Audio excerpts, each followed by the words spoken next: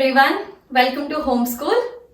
So we have completed the first unit in the previous video, and in the today's class we will be starting with the second unit, that is structural organization in the plants as well as animals. So what exactly the structural organization means? So here we are studying the morphological as well as the anatomical characteristics of the plants as well as animals. And this particular unit has again got 3 chapters. Among them, the first chapter of the unit and the 5th chapter of your NCERT class 11 biology is morphology of the flowering plants.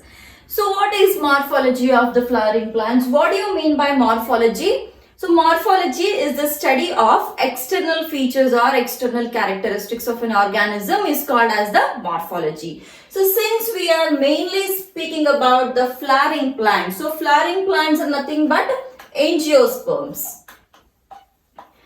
Angiosperms, we have already studied what are angiosperms or what are the general characteristics, everything in the previous unit we have studied it.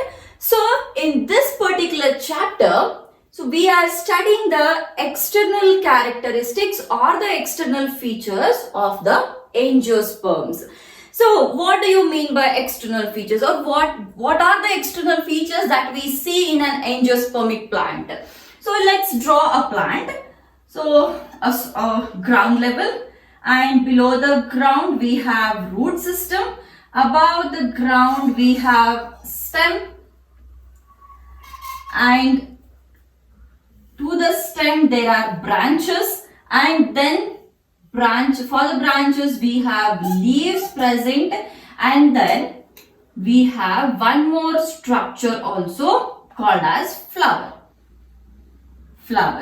as well. So we will draw all the parts here. So again leaves, so that will go on, and then we have one flower also. Right, again on the other side also the structure goes same. Along with so we will first name it. First structure is root, and then we have stem, and then we have leaves, and we have flower.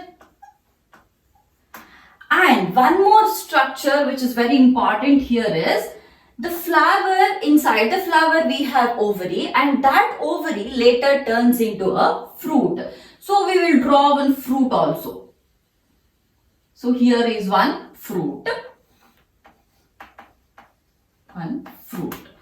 So these are the external characteristics or the external parts of the plant which are able to see, which we can see through our naked eyes. So in this particular chapter, that is morphology of the flowering plants, we are going to study all these parts in detail. Alright, but again remember, since the name suggests it is morphology, we are only studying the external characteristics of these parts of the angiospermic plant. For example, if you take it as a root, only the external characteristics, what are the types of the roots or what are the modifications of the root, so that we will be studying here. What is the internal structure? So external structure is, it has got one root cap, it has got the root hairs, and like what are the types of the root, what type of root is this, and few plants have roots something like this in a bunch of roots. So what types of roots are this, and what is the function of the root, and sometimes apart from the main function it is also meant to perform some accessory functions, and in such cases the root has to get modified. So what are such kind of modifications which have happened in these parts? So for everything, if it is root, what is the type of the root, and what is its function, what are its modifications? Again coming to the stem, again the type of the stem, function, modifications. Leaves, again the same types, then modifications. Flower also. So everything in detail, all the external features or the types and the modifications we will be studying in this particular chapter. So we will be covering root, stem, leaves, flower or inflorescence, and then fruit as well as we are going to study the seed also. Fine. So inside the fruit we have seeds also. So we will be studying seeds as well as few families also we will be studying. So firstly we will start with the root part. So we will see what is a root, how it is being formed, and then what are the types of the roots as well as what are its modifications. How exactly the root is formed. So before a plant originates, so we sow the seeds in the soil, and from the seed the complete plant, whether it is the root part, stem, leaves, flower, fruit, everything that has to come from the seed only. So we will first start from a seed, how exactly it is being originated, and then we will see the root. So let's speak about the dicots here first. So if you see dicot, this seed will be having two cotyledons. We had seen it in the previous classes, isn't it? So let's imagine this is, we'll draw it a bit here. So this is one dicot seed. These are the two cotyledons, and we have some structure which is originating like this. Alright, so not so big. Let's take it like this. So these are the two cotyledons, and this particular part here, this part which is seen, so this is called as the cotyledonary node. Alright, so this is the node or cotyledonary node, and this part, okay, so this part is called as the radicle, and this part is called as plumule. So this is plumule and this is radicle part. So now when you sow a seed, when you sow a dicot seed, so when it first ruptures, when the seed ruptures, these two are the structures which are formed. So that is, one is plumule and one is radicle. So this radicle, okay, so this radicle, so like this will elongate more and more to form a root structure. And here the plumule will also elongate upwards, and that will form a stem structure. Alright, so the plumule which elongates upwards, that will form the stem, and the radicle which elongates downward, that will form the root. So root is a direct elongation of the radicle which leads to the formation of the primary root in case of the dicots. Alright, so if you see the types of roots, so based on whether the root is in the dicot, whether the root is in the monocot, so we usually differentiate or we see the types of the roots. But before going to the types of the roots, try to understand this. This is a dicot seed. These are the two cotyledons. This is a cotyledonary node. This is the radicle structure. This is the plumule structure. From the radicle, the root will start originating, and from the plumule, the stem will start originating. So if you have to define the root, what is root? So direct elongation of the radicle leads to the formation of the root. But there are some chances that the root which is present here can be originated from other parts of the plants apart from the root. So if a root is originating from the radicle, then we call it as a true root. If the root is originating from the radicle, we call it as true root. So from radicle, this is originating from radicle. So this part, if the root is not originating from the radicle, if it is originating from other parts of the plant like stem, nodes or internodes or leaves, any other parts, then we call it as the false root. So originates from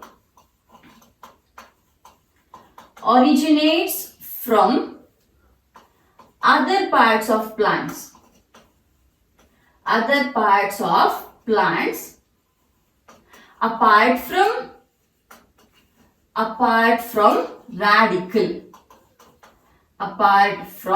radical.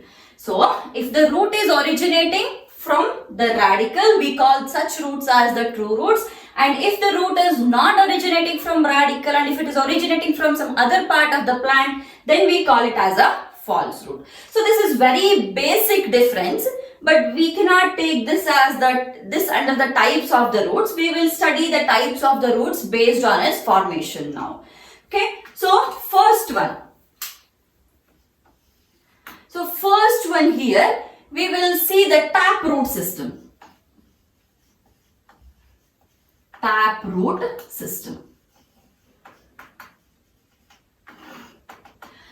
Now what happens?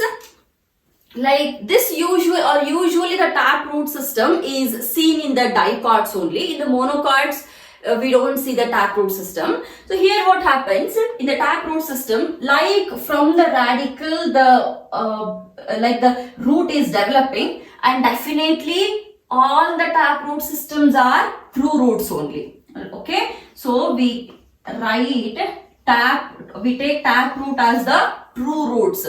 So definitely they have to originate from the radical only. So how exactly that looks like? That is the taproot. I'm wiping it off. So here, let's imagine this is the ground level. So above we have all the stem and other parts of the plant body. So here now, let's imagine this was the radical part. Fine. This was the radical part, and that radical is growing, it's growing. So as in it is growing, so it is elongating downwards. So now this elongated structure of the radical is called as the primary root. It is called as primary root. And then, so after the formation of the primary root, now some structures attached to the primary root but which are smaller than the primary root will originate like this. They will originate like this on either sides. So they originate, and these structures are called as secondary root.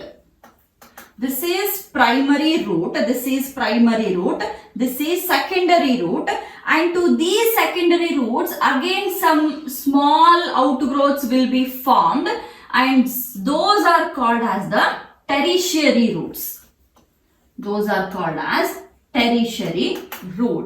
So the complete root system, which is having a primary root, a secondary root and the tertiary roots together is called as the taproot system. So a taproot system is the root system which is originating from the radical, and it is also having one main root which is called as the primary root, which has originated from the radical, and then to attached to the primary root some elongated structures, root outgrowths are formed which are called as the secondary roots, and to that secondary roots again the tertiary roots are formed. So together this system of root is called as the taproot system, which is a true root, and this is seen only in case of dicots.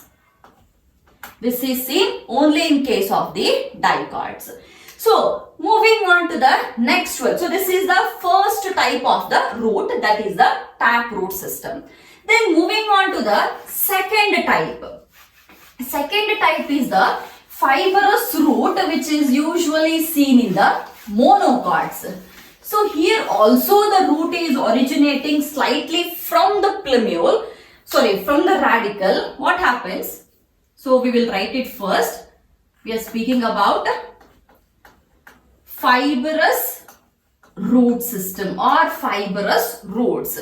So here also let's imagine we have again a ground level, and then here the plumule was actually present. Alright, the plumule was present, and this plumule is actually, it has started to give rise to the primary root. It has just started giving rise to the primary root, but what happens as soon as the primary root starts originating, this radical part will get degenerated. So as soon as the radical part will get degenerated, this particular primary root will also get degenerated. So the primary root is a very short-lived root system here. So now what happens when this is degenerated, the complete structure is gone, and that particular primary root is replaced by a large number of roots which are actually originating from the stem here. So now what happens? Here is the stem.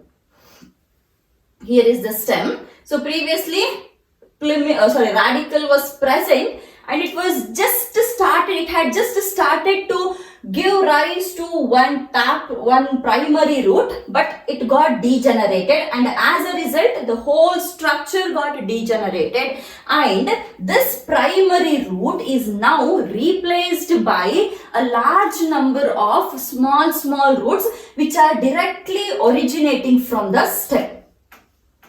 Which are directly originating from the stem here. So a collection of roots or a tuft of roots are being originated from the stem structure, and this is called as these are called as the fibrous roots.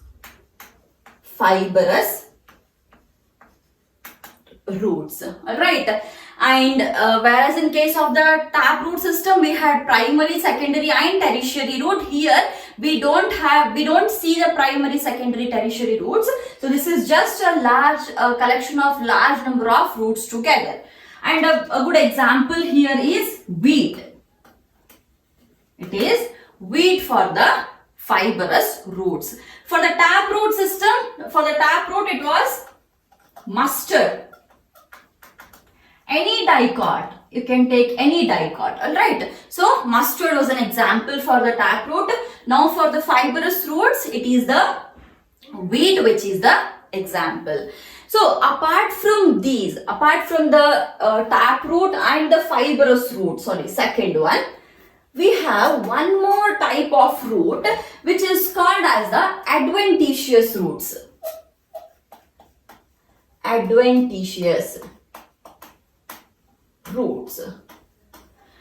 So what are these adventitious roots? So these are also the roots which are originating from some other parts of the plants apart from the radical. So here the fibrous roots are also originating from some other parts of the plant, and the adventitious roots are also originating from some other parts of the plant. But the difference here is, in case of the fibrous roots, at least the radical was there. Okay, the radical was there. After the degeneration of the radical, the roots are being formed. Whereas in case of the adventitious roots, the roots will directly originate from some other parts of the plants. The best example which you can see or which we can take for the adventitious roots is the banyan tree.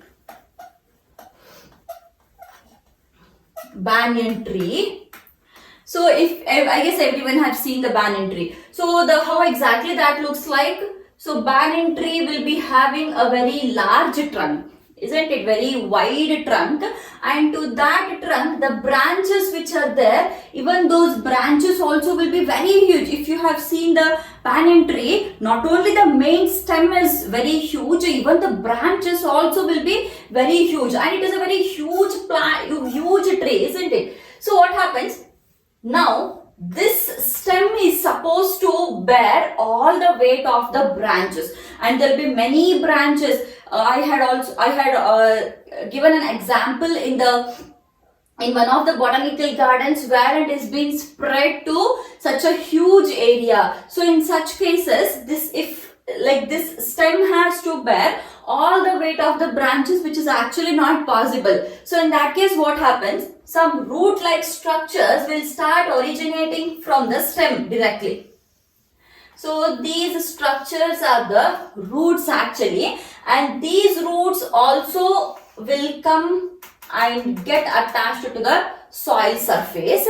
So everywhere we get to see these structures here. So these are the roots which are directly originating from the branches or from the stem. So such roots are called as the adventitious roots. So these are usually the prop roots actually. So we will see what is prop roots and everything a bit later. But the roots which are directly originating from some other part of the plant body are called as the adventitious roots, and the roots which are also formed from some other part of the plant body but after the degeneration of the radicle is called as the fibrous roots. So taproot system is the one wherein we get to see the primary, secondary and tertiary roots. An example for the taproot system is mustard, example for fibrous is the wheat, and example for the adventitious roots is the banyan. Then what is the function of the root? So root mainly helps in the absorption of water,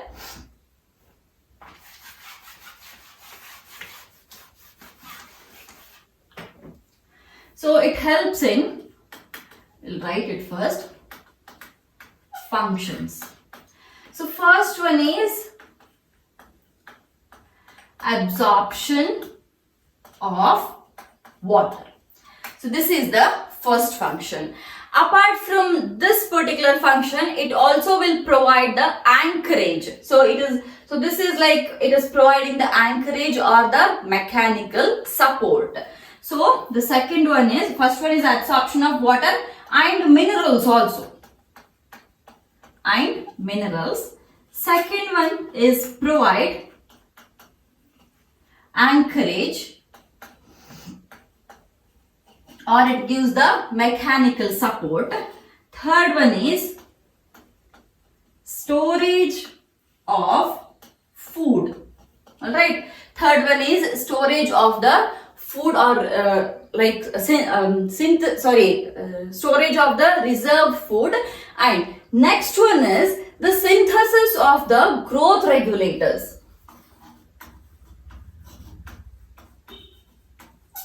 Synthesis of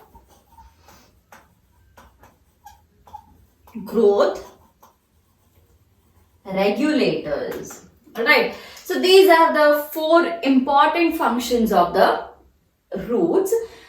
However, sometimes based on the demand of the plant, root will also perform some other functions, and to perform those other functions it has to modify its structure, and that is called as the modification of the root. So those modifications we will see in a couple of minutes. So this is about the function and the types of the roots, that is taproot system, fibrous root systems and the adventitious root systems, or taproots, fibrous roots and adventitious roots. So now if you see a root now, let's imagine we will again take the taproot only. So here we have one root here, right? So now this root structure, so this is called as the base. This is called as the base, and this is called as the tip. Okay, this is called as the base and this is called as the tip. So this particular tip, so let's not speak about this for a while. So here this tip part is actually the growing part.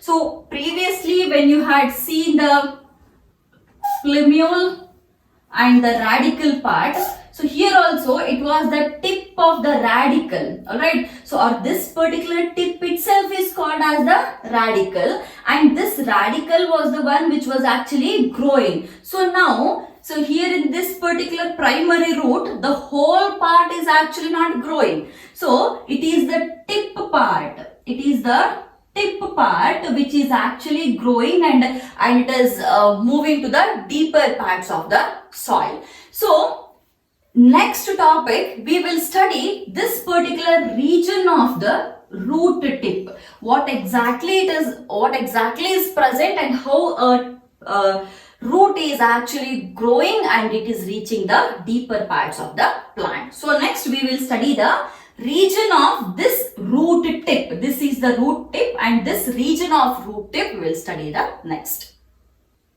So let's just draw the only the tip of the root. So if you draw the tip of the root, so here we will draw it from here. So this is the tip of the root.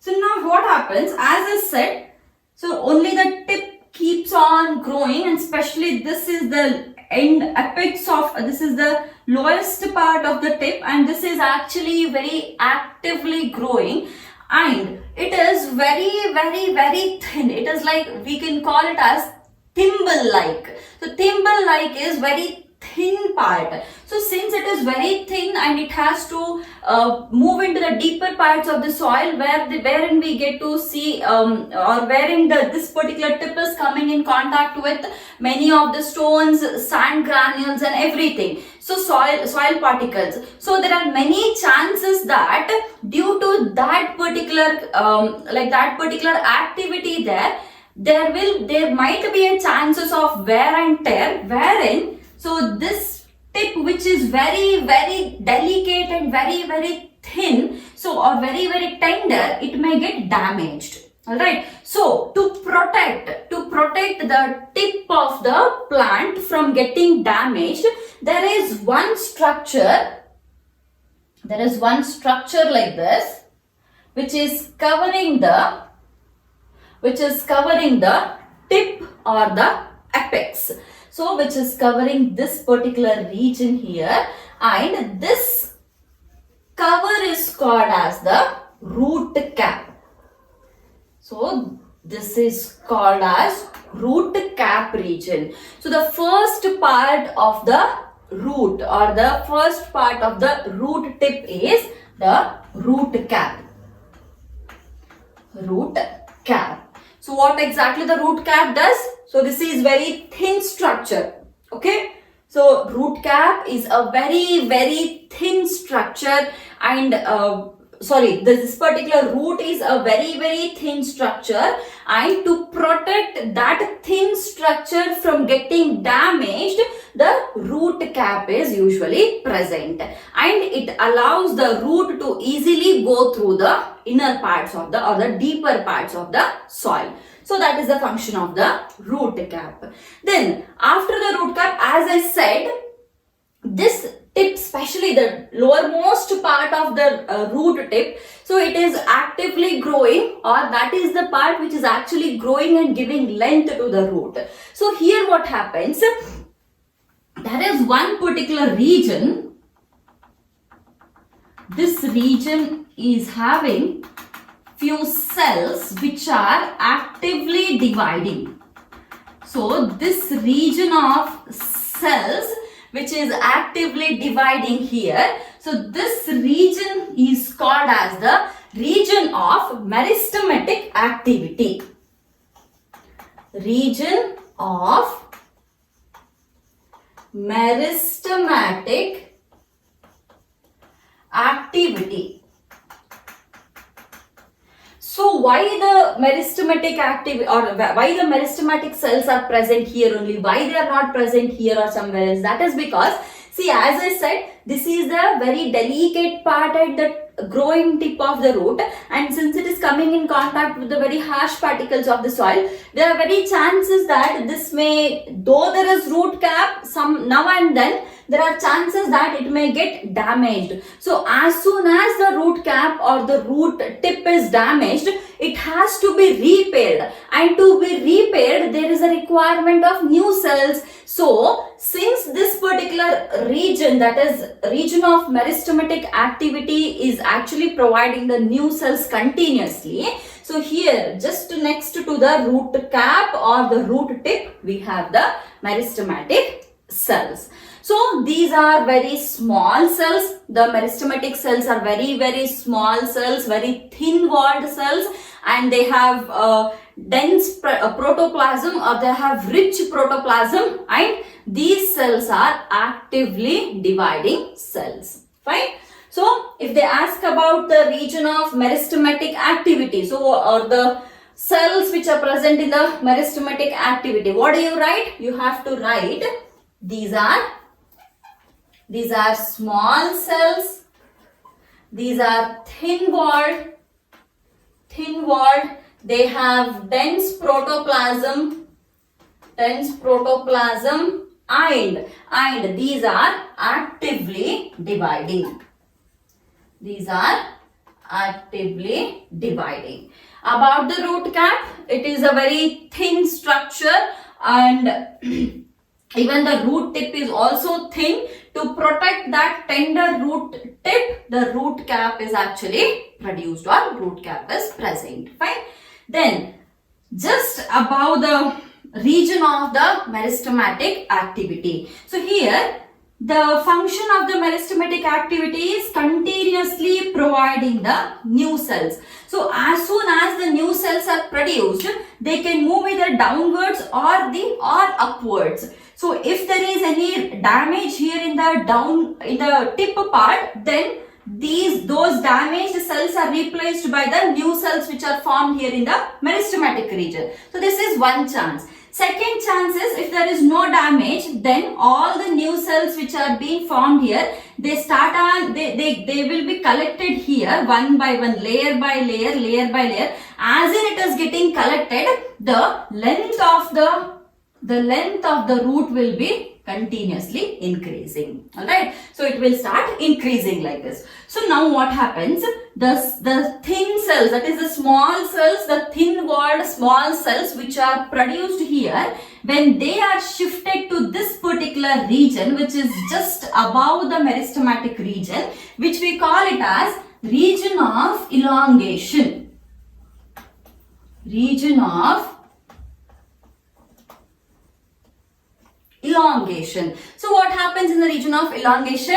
So the cells which are formed in the meristematic region, so those cells will now elongate, and they will account for the length of the root. So all the cells will start elongating like this.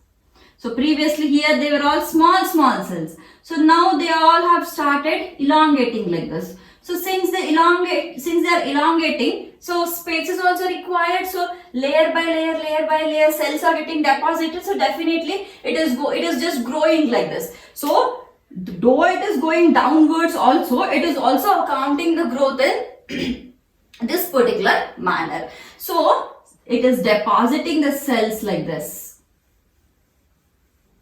Alright. So this is called as the region of elongation. So soon after the elongation, now they have elongated. So after the elongation, finally a cell has to mature. Fine. So what do you mean by maturation? The maturation of cell is nothing but, now these particular cells which were previously meristematic and now have been elongated. Now how exactly they are elongating? So here what happens, in the meristematic cell there is no vacuole actually, or a very small very unprominent vacuole is present, but as in it comes here, now the vacuole is becoming bigger. So as the vacuole is becoming bigger, the cell is also becoming bigger. So it is elongating. So now all the parts are ready in this particular region of elongation. After the elongation, now these cells to be given one function. So assigning the function to the cells is called as the maturation of the cell. So if a cell gets any function, a specialized function, then it is called as the maturation. So let's imagine, so we have these many cells, few cells, some cells in this particular group have become the epithelial cells, and they became epithelial cells, and now they are lining the edges here. Alright. So these cells have become epidermal cells. Now another group of cells. Few cells now have become parenchyma cells. They have become parenchyma cells. Like this. Then remaining cells which are present. So this is all the cortex region. Remaining cells, so these many cells. So these many cells, they have become the vascular cells, that is xylem and phloem. So likewise, group of cells are assigned a particular function here. So that assigning a particular function, or the cells, the differentiation of the cells into to perform a specialized function is called as the cell maturation. Hence, this region is called as the region of maturation. This is called as region of maturation. So, after this, it is all just depositing in the same way. Fine. So, this is about the region of root tip. So, this is region of root tip. So what are the important parts here? The first one is the root cap, second one is the region of meristematic activity, then region of elongation, and then region of maturation. So these are the four important parts. And another very important part which you have to remember here is this particular region of maturation. So some cells, alright, some cells which are present here in the region of elongation, they are specialized, or they become specialized to form some epidermal outgrowths like this. Some epidermal outgrowths on both the sides, here also as well as here. So those epidermal outgrowths are called as root hairs. They are called as root hairs. And these root hairs will help in the absorption of water and minerals from the soil. So this is about the region of root tip. So next we will see few modifications. We have seen three types of root systems. That is taproot system and fibrous root system and the adventitious root system. But anyways, the fibrous root systems are also the parts of the adventitious roots, because adventitious roots are the one which actually originate from the parts of the plants other than the radicals. So even the fibrous roots are also originating from the stem. So fibrous roots are also a part of the adventitious roots. So now what happens? Modifications of the roots. So we will study it in the two parts. One is the modifications of the tap roots. Other one is the modifications of the adventitious roots. Adventitious roots, anyways, that also include the fibrous roots also. So firstly we will see the modifications of the tap roots. So I'll write it in the bracket. We are speaking about the modifications of the tap roots. As I said, why the modifications are actually happening? Modifications are happening mainly to serve a particular function or to carry out a particular function. So based on that function, we will see what are the types of, what are the modifications and examples for it. So firstly, in the tap root system, the first modification is to store the food, or we'll write it as storage of food.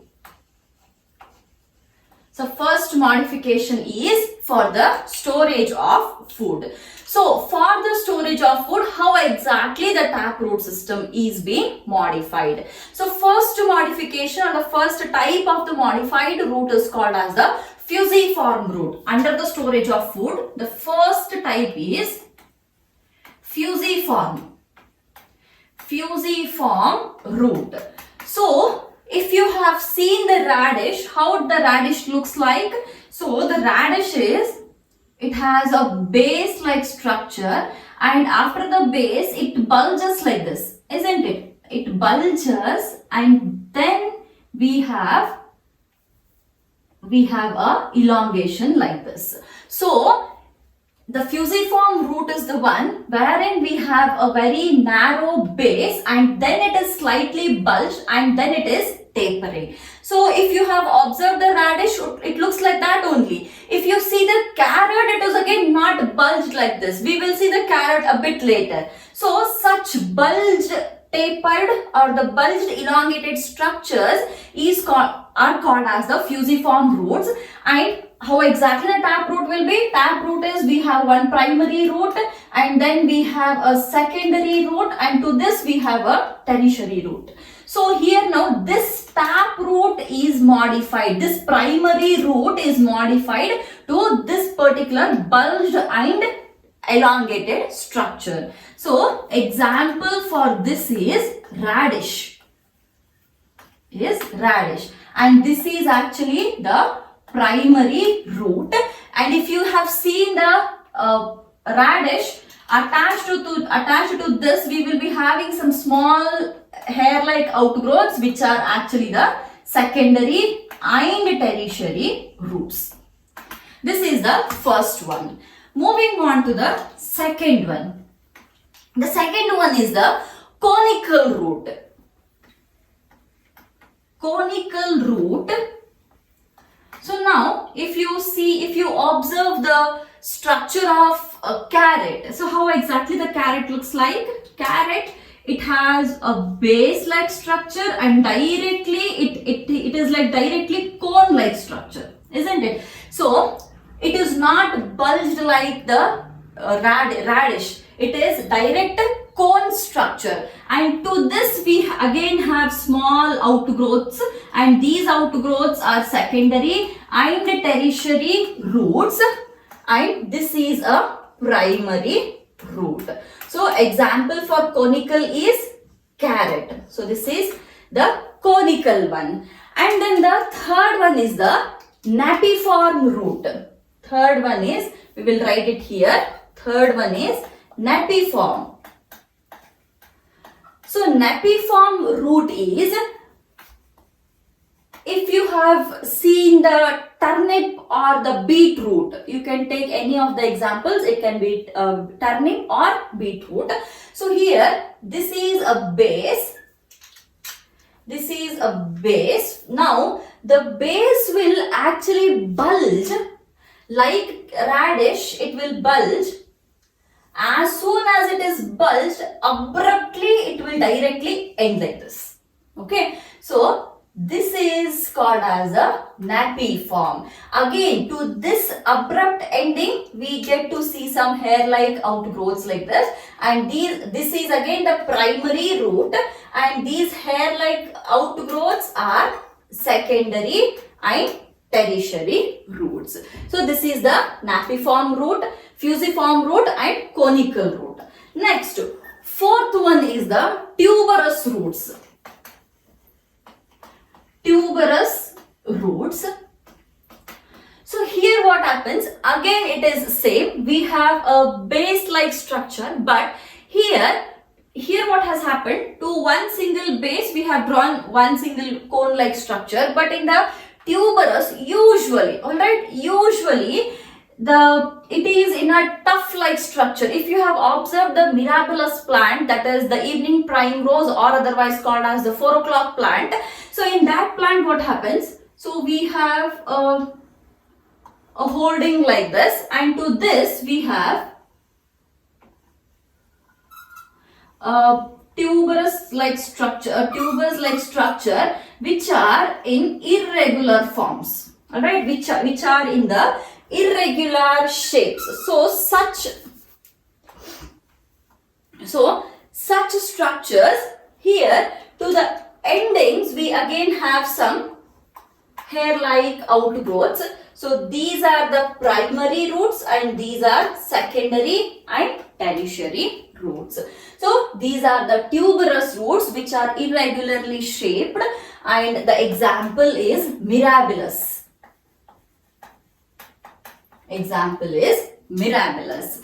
So fusiform, conical, napiform, and the tuberous roots. So these are the 4 modifications of the taproots for what function? So these are mainly to store the food. Okay, the first function for which the taproot is modified is the storage of the food. Second one is mainly for the respiration. Second modification or second function is, or we will write the functions. The first one was the storage of food, which we just saw, storage of food. And then second one is now respiration. Respiration. So here, if you have seen the plants in the marshy areas, which grow in the marshy areas, so like those plants, example for that is rhizophora. Alright, we'll take the example of rhizophora. So what happens is, in case of the rhizophora, so let's imagine this is the taproot and this is the ground level. So what happens in the marshy areas is the soil is actually the texture of the soil is very smooth and the soil is completely clogged so that there is no aeration at all. So the air cannot penetrate to the layers, to the inner layers of the soil, and since there is no aeration, it is not possible for the plant to grow properly when there is no aeration. So what happens in these kind of plants wherein the marshy area is there and the soil is completely clogged without any aeration, so there this is a main root, this is a primary root. To this primary root, we get to see some lateral roots like this. And from these lateral roots, again, the roots will originate like this. So these root-like structures, they have small holes present on it. Small pores or small holes are present here. And through these pore-like structures, the air will penetrate. It comes from these pores, comes here and it enters all through the main root or the primary root, and then it is being again exchanged back to the environment. So the respiration or the exchange of gases is actually taking place through these pores which are present on these roots. And these roots are called as pneumatophores. These are called as pneumatophores, pneumatophores, and the pores which are present here, these pores are called as lenticles. These pores are called as lenticles, and those root cones are called as the pneumatophores, and they mainly help in the respiration. An example for that is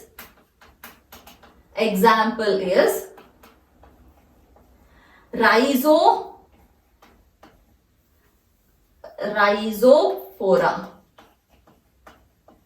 Rhizophora is the example for the pneumatophore plants. Then this is the second modification or second function. Then the third function is the first one is storage of food, second one is respiration, third one is nitrogen fixation. Nitrogen fixation. For the nitrogen fixation, again there is a taproot system. There is one primary root to which the secondary roots are there. Secondary roots, and to which the tertiary roots are also present like this. Now here we get to see some nodules which are formed like this. So these nodulated roots are actually meant for the nitrogen fixation. An example for this is pea plant. Not only pea plant, all the legumes, all the leguminous plants can be the example for the nodulated roots, and we call them as nodulated roots. nodulated roots. And here these roots are called as pneumatophores. So here in case of storage of food, we had seen four roots there: fusiform, conical, napiform and tuberous roots. And for the respiration, we have pneumatophores. And for the nitrogen fixation, we have nodulated roots. Fine. So this is the modification of the taproots. So now we will see the modifications of the adventitious roots. Under the adventitious roots, there are again different types of modifications. So we will see one by one. So firstly, the first type of the modified adventitious root is the prop root. And we have already seen the prop roots. So that is the banyan tree. We had seen it earlier. If this is the stem of the banyan tree, so that is mainly from here the roots will be originated, and these roots are called as the prop roots, and these prop roots will provide the mechanical support. They are mainly for the function is mechanical support. An example is the banyan tree. Example is banyan tree. And then second one is stilt roots. They mainly originate from the basal nodes. So stilt roots which originate from basal nodes. From basal nodes of stem.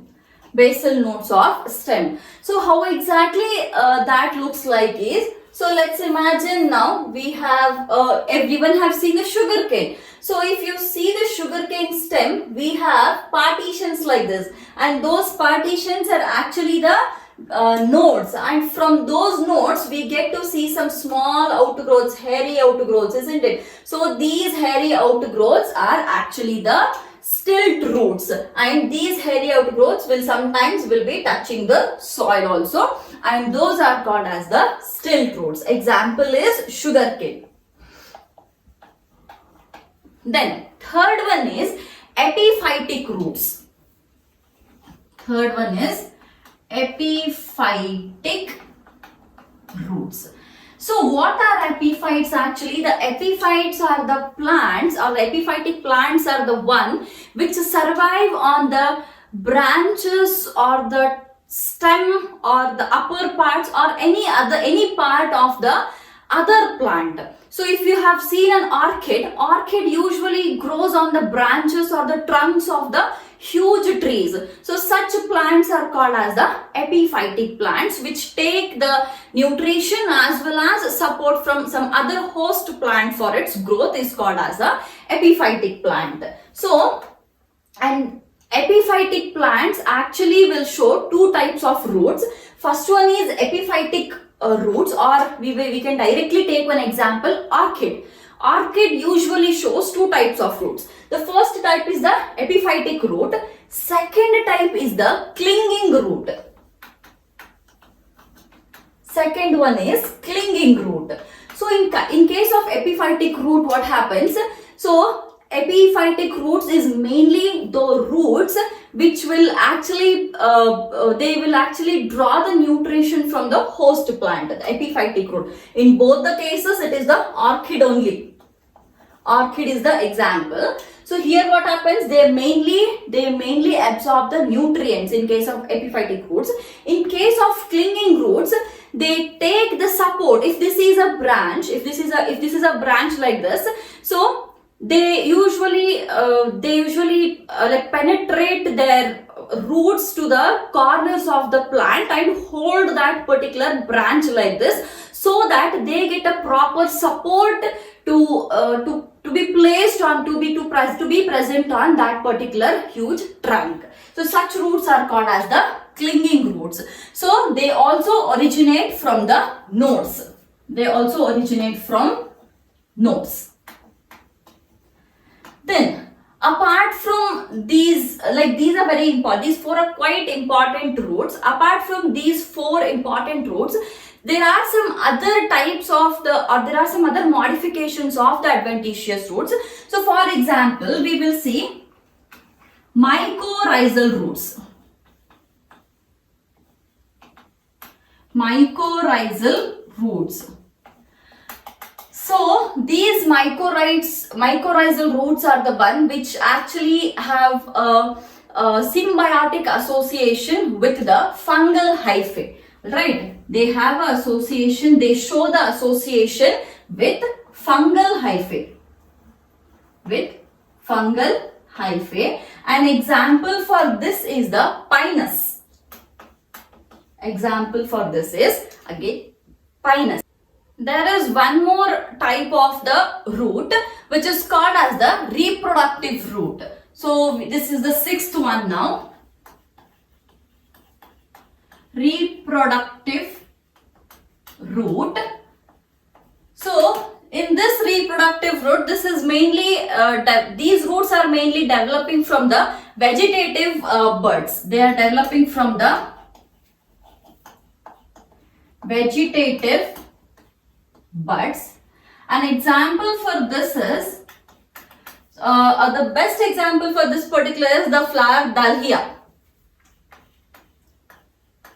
So dahlia is a very good example for the reproductive roots. And then one more is the climbing roots.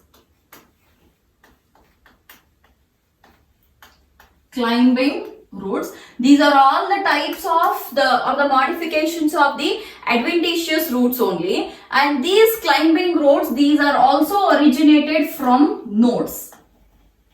These are also originated from the nodes, and the best example for this is pothos, that is the money plant. So in the money plant, what happens if you have one small stem like structure, that imagine there is one node.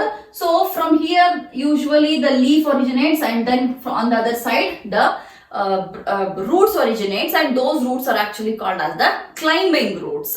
Then one more example is leaf roots.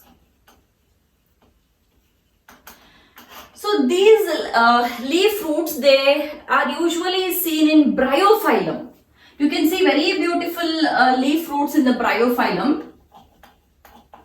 What happens here is, so let's imagine we have a bryophyllum leaf. So let's imagine we have a bryophyllum leaf like this, very long leaves. And here to the edges, here to the leaf margin, we get to see some structure like this. These are actually the buds, and these are the buds, and from these buds, right? So from these buds usually a small shoot like structure will originate, and on the inner side we get the roots like this. So these are the roots. This is almost like shoot structure, and this is the bud. Okay, so such kind of structures or such kind of roots are called as the leaf roots. So this is a bryophyllum. Then another example here is the sucking roots. Sucking roots. So these also can be, these roots can also be called as the parasitic roots, or they can also be called as the haustoria. They can be called as parasitic roots, or they can also be called as haustoria. So these are mainly to absorb the food from other parts or from the soil. And the best example for this is the cuscuta. Example is cuscuta.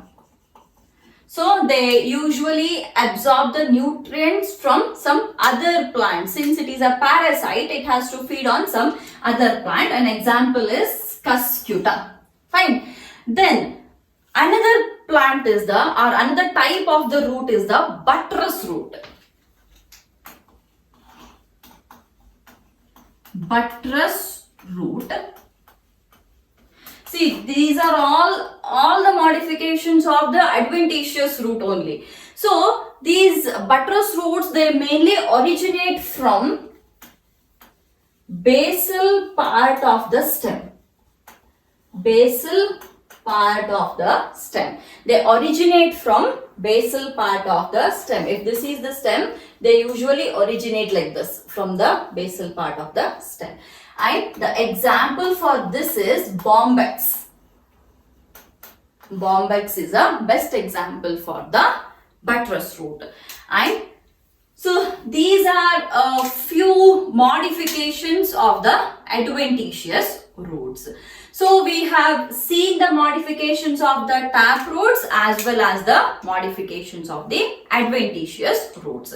So totally in the roots we have completed what are the types of the root systems or the roots, as well as the structure of the region of the root tip and then its modifications. So this completes the root as a whole. So in the next class we will come up with the stem. So we'll wind up the class by this, and again I'll meet you guys in the next class and we'll come up with the stem, its parts, its modifications and all the other details.